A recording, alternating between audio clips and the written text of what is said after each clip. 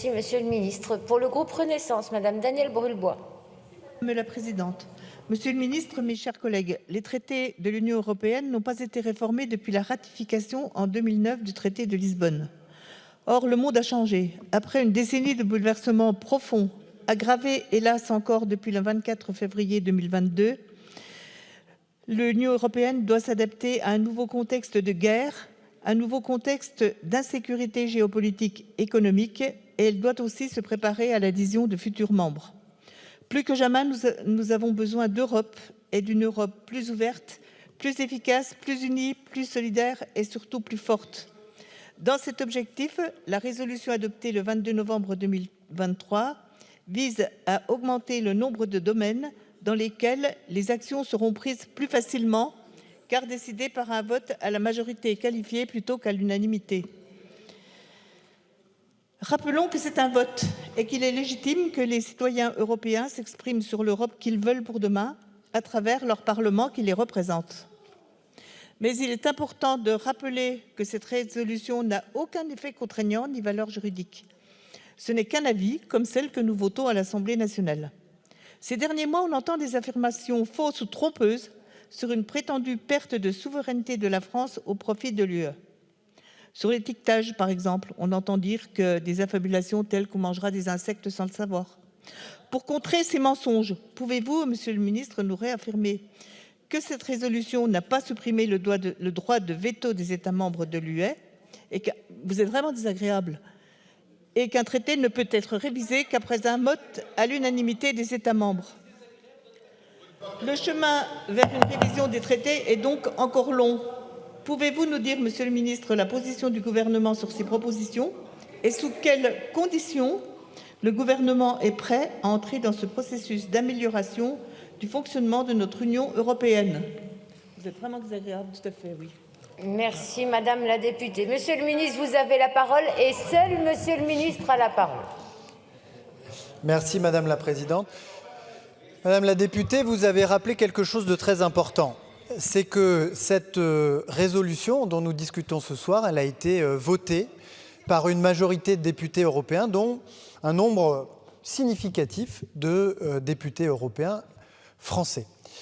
Il faut donc la respecter pour ce qu'elle est, c'est-à-dire l'expression d'une forme de souveraineté européenne. Il faut aussi la remettre en perspective, c'est-à-dire qu'il s'agit d'une résolution. Par cette résolution, le Parlement européen invite le Conseil à se saisir de ce projet de révision des traités, mais ça n'est qu'une étape.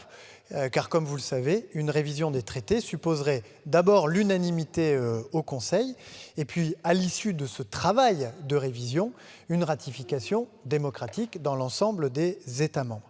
Donc pour répondre à votre question, la France est ouverte à ce qu'une révision des traités puisse éventuellement avoir lieu. Il n'y a pas de totem ni de tabou sur ce sujet.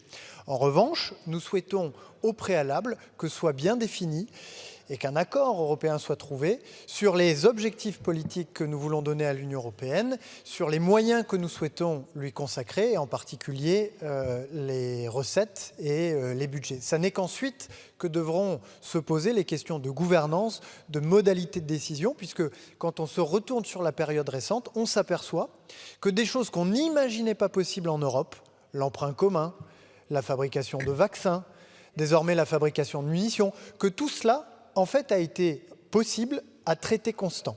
Et que donc il ne faut pas réformer les traités pour les traités, mais il faut réformer les traités si la nécessité s'impose pour atteindre des objectifs précis. Merci, Monsieur le Ministre. La parole est à Madame Brigitte Klinkert.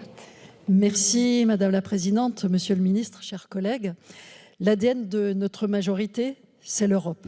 Cet engagement européen, il est incarné par le Président de la République qui assume depuis 2017 une ambition réformatrice pour l'Europe. Cette ambition pour l'Europe, nous l'avons mise en œuvre en menant des réformes et en brisant des tabous. Réforme du travail détaché, souveraineté industrielle et énergétique, autonomie stratégique. Alors que la législature européenne se termine, notre bilan au Conseil européen avec Emmanuel Macron, comme au Parlement avec nos eurodéputés, est majeur. Sans la France, il n'y aurait pas eu l'endettement commun pour l'achat de vaccins la régulation des géants du numérique, la maîtrise de l'asile et de la migration à l'échelle européenne et bien sûr le pacte vert. Nous avons transformé l'Europe de manière inédite et en tant que députée alsacienne, je suis fière d'appartenir à cette majorité clairement pro-européenne. Pour faire tout cela, nous n'avons pas eu besoin de réformer les traités, mais désormais, pour agir face aux puissances hostiles, pour éviter l'impuissance européenne, nous devons réformer nos institutions. Avant tout élargissement, nous avons la conviction que nous devons réformer l'Europe.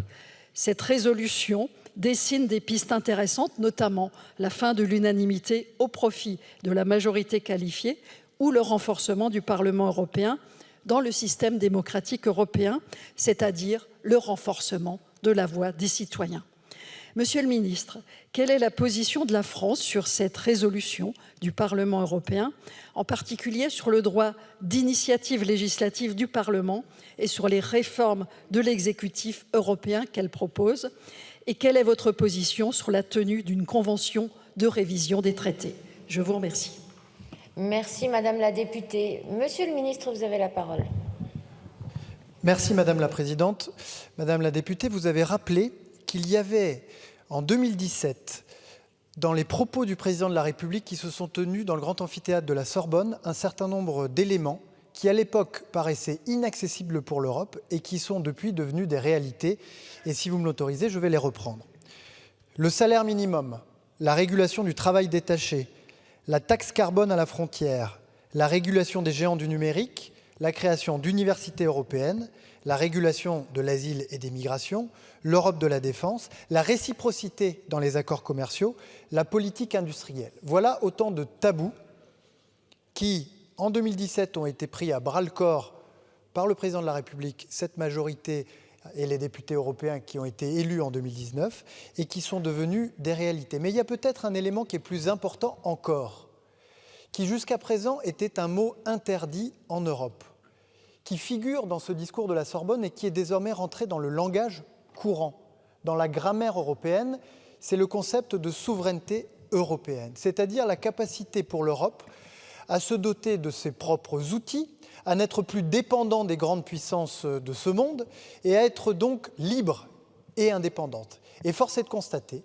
que c'était un mot qu'il n'était pas autorisé d'utiliser parce que l'Union européenne n'était peut-être pas tout à fait prête à se l'approprier et que c'est désormais un sentiment et un élan qui est pleinement partagé. Alors oui, nous sommes ouverts à réviser, le moment venu, les traités si nécessaire. Mais auparavant, il nous faut poursuivre cet agenda de souveraineté européenne, de souveraineté dans le domaine industriel, dans le domaine numérique, dans le domaine de la santé, de manière à pouvoir être libre et dans un monde qui se disloque, à pouvoir faire entendre une voix singulière dans le concert des nations. Merci Monsieur le ministre. La parole est à Madame Véronique Besse.